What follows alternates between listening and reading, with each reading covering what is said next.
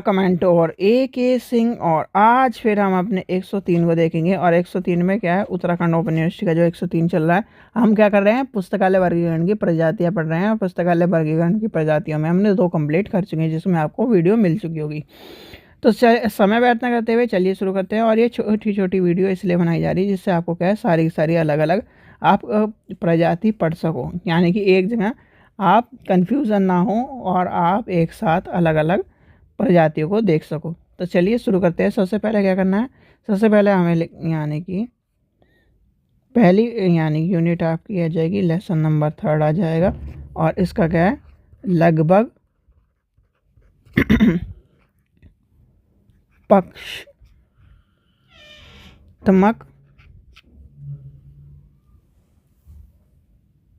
वर्गीकरण। ठीक है, जिसे क्या कहेंगे, ऑलमोस्ट फैक्टेड क्लासिफिकेशन। ठीक है, ये हो गया। अब ये है क्या, यानी कि बुक तो आपको पता ही, रंगनाथन जी की बुक के बारे में चला।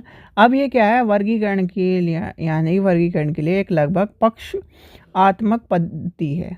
क्या है, पद्धति है जिसमें आपका अतीत, वर्तमान और जो आने वाला भविष्य, यानी भविष्य के अधिकांश विषयों को इसकी परिगणना, यानी कि परिगणना करी जाती है या फिर परिगणित करा जाता है।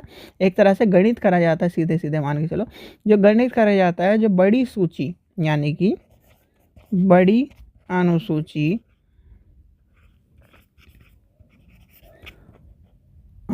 होती है। ठीक है, अब इसके अतिरिक्त क्या होता है, जो कुछ सामान्य एक ही अनुसूची या विशिष्ट एक कुछ जो अनुसूची होती है वो भी इसमें शामिल करी जाती है। ठीक है, इस चीज़ का आपको पता होना चाहिए। अब इस पद्धति में कहीं ना कहीं विषय और मिश्रित विषय की बात आती है। जैसे मिश्रित विषय अभी हम तक चल रहे, शुरुआत से चल रहे हैं। अब सामान्य जो एकल विषय हैं या फिर सामान्य जो एकल चीज़ें हैं, जो सूचियाँ हैं, उसका कहीं ना कहीं वर्ग सामान्य एक को, यानी कि एकलता को और विशिष्ट एकलता की सहायता से उन चीज़ों को लिया जाता है। वर्गीकरण के लगभग कहीं ना कहीं पक्षात्मक वर्गीकरण में अतीत, वर्तमान और कहीं ना कहीं जो पूर्व अनुमानित भविष्य है, यानी कि पूर्व अनुमानित क्या होता है कि हम अनुमान लगा देते हैं, इस तरह की चीज़ें। तो अधिकांश विषयों को कहीं ना कहीं उसकी गणना करी जाती है और इससे कहीं ना कहीं विभिन्न विषयों को वर्गीकरण में, यानी वर्गीकरण लंबा हो जाता है। क्या हो जाता है, वर्गीकरण लंबा हो जाता है। और इसका उदाहरण आपको कहाँ मिलेगा, यानी कि इसका उदाहरण है, यानी कि यूनिवर्सल डेसिमल क्लासिफिकेशन। क्या है, UDC। ठीक है, इसका उदाहरण क्या है, UDC। और दूसरा उदाहरण क्या है, BC, यानी कि बिब्लोग्राफिक क्लासिफिकेशन। ठीक है, यह आपको पता होना चाहिए। UDC आपको पता है, UDC क्या है भाई, UDC किसने बनाई थी। अच्छा, एक क्वेश्चन आपसे पूछते हैं कि UDC का बनाने वाला कौन था। और UDC जो है आपकी DDC के कौन से एडिशन से निकली हुई है, ये भी आपको पता होना चाहिए।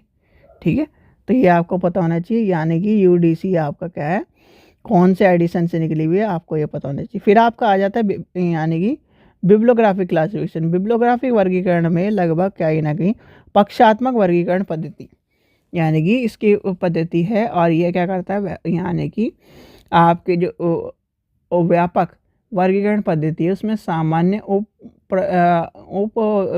भागों को और कहीं ना कहीं उसकी तालिकाओं को, यानी उसके अलावा तालिकाएं, उसके संकेतों, और जो कहीं ना कहीं बिलिस ने 1 से लेकर 9 तक के अंकों का प्रयोग करा था, पूर्णतः संख्या वर्गीकरण के लिए किया था। किसके लिए किया था, संख्या वर्गीकरण के लिए किया था।